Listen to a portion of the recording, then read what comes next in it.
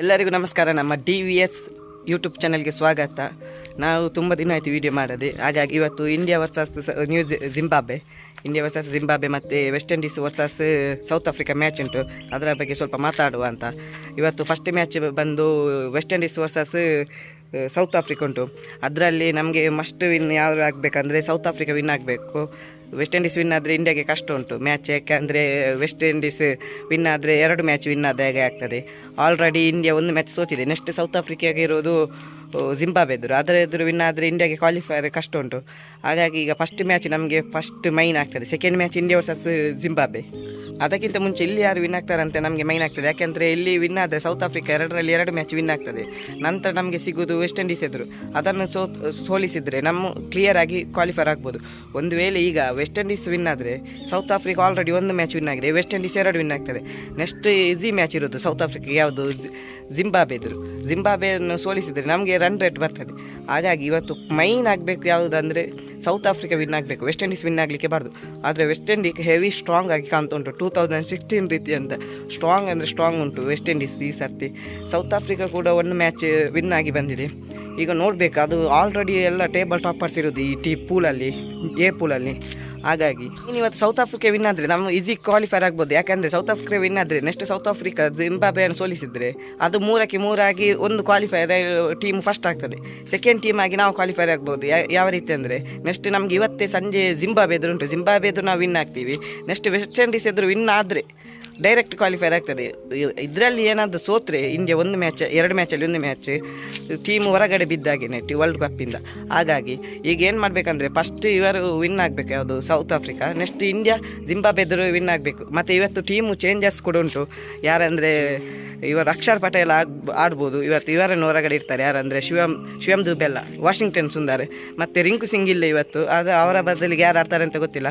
ಮತ್ತು ನಮ್ಮದು opening partnership ಯಾವುದು 1 ಮ್ಯಾಚಲ್ಲಿ ಕೂಡ ಆಡಲಿಲ್ಲ. ಯಾರು ಅಭಿಷೇಕ್ ಶರ್ಮಾ ಮತ್ತು ಇವರು ನಮ್ಮದು ಕಿಶನ್. 1 ಮ್ಯಾಚ್ ಕೂಡ ಇಬ್ಬರು ಕೂಡ ಕರೆಕ್ಟಾಗಿ ಆಗಲಿಲ್ಲ, ಕಿಶನ್ ಮತ್ತು ಅಭಿಷೇಕ್ ಶರ್ಮಾ. ಅವರಿಬ್ಬರಲ್ಲಿ ಒಬ್ಬರನ್ನು ಇವತ್ತು ಹೊರಗಡೆ ಇಡ್ಬೋದು. ಸಂಜು ಸ್ಯಾಮ್ಸಂಗ್ ಆಡ್ಬೋದು, ಸಂಜು ಸ್ಯಾಮ್ಸಂಗ್.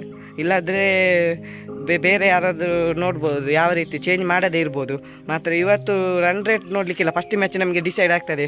ಫಸ್ಟ್ ಮ್ಯಾಚ್ ನೋಡುವಾಗ ಗೊತ್ತಾಗ್ತದೆ ರನ್ ರೇಟ್ ಡಿಸೈಡ್ ಆಗ್ತದೆ ಇಲ್ವ ಅಂತ. ಫಸ್ಟ್ ಮ್ಯಾಚ್ ಒಂದು ವೇಳೆ ಸೌತ್ ಆಫ್ರಿಕಾ ವಿನ್ ಆದರೆ ನಾವು ಈಸಿ ವಿನ್ ಆದರೆ ಸಾಕು. ಒಂದು ವೇಳೆ ವೆಸ್ಟ್ ಇಂಡೀಸ್ ವಿನ್ ಆದರೆ ರನ್ ರೇಟ್ ಬರ್ತದೆ. ಹಾಗಾಗಿ ನಾವು 300 ರನ್ನೇ ಹೊಡಿಬೇಕು ರನ್ ರೇಟ್ ಮಾಡಬೇಕಾದ್ರೆ. ಹಾಗಾಗಿ ನೋಡಬೇಕು ಇವತ್ತು ಯಾರೆಲ್ಲ ಚೇಂಜಸ್ ಮಾಡ್ತಾರೆ ಅಂತ. ಅಕ್ಷರ್ ಪಟೇಲ್ ಆಡಲೇಬೇಕು. ಮೊನ್ನೆ ಕೂಡ ಅಕ್ಷರ್ ಪಟೇಲ್ ಇರಲಿಲ್ಲ.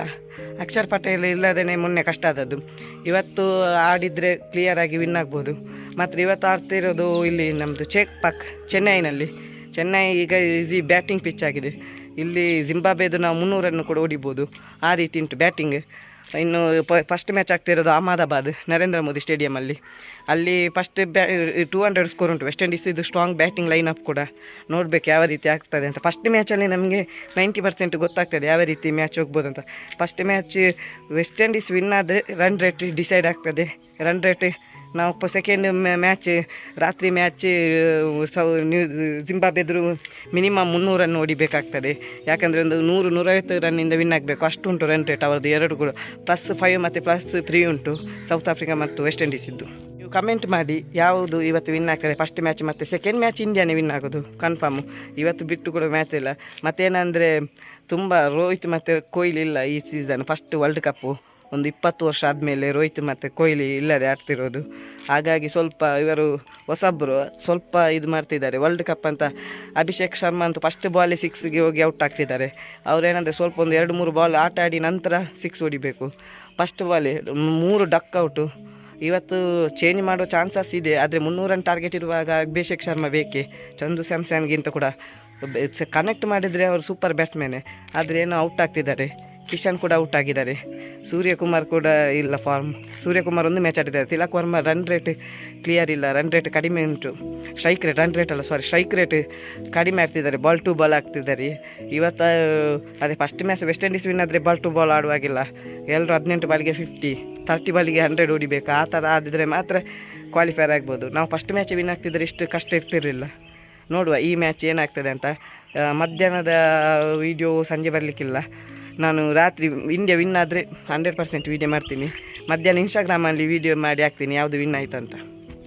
ಫಸ್ಟ್ ಮ್ಯಾಚಿದ್ದು ವೀಡಿಯೋ ಇನ್ಸ್ಟಾಗ್ರಾಮ್ನಲ್ಲಿ ಹಾಕ್ತೀನಿ. ನೀವು ಇನ್ಸ್ಟಾಗ್ರಾಮ್ ಚಾನಲ್ ನಮ್ಮದು ಡಿಸ್ಕ್ರಿಪ್ಷನಲ್ಲಿ ಉಂಟು, ನೀವು ಫಾಲೋ ಮಾಡ್ಬೋದು. ಇನ್ಸ್ಟಾಗ್ರಾಮ್ನಲ್ಲಿ ಅಪ್ಡೇಟ್ ಮಾಡ್ತೀನಿ.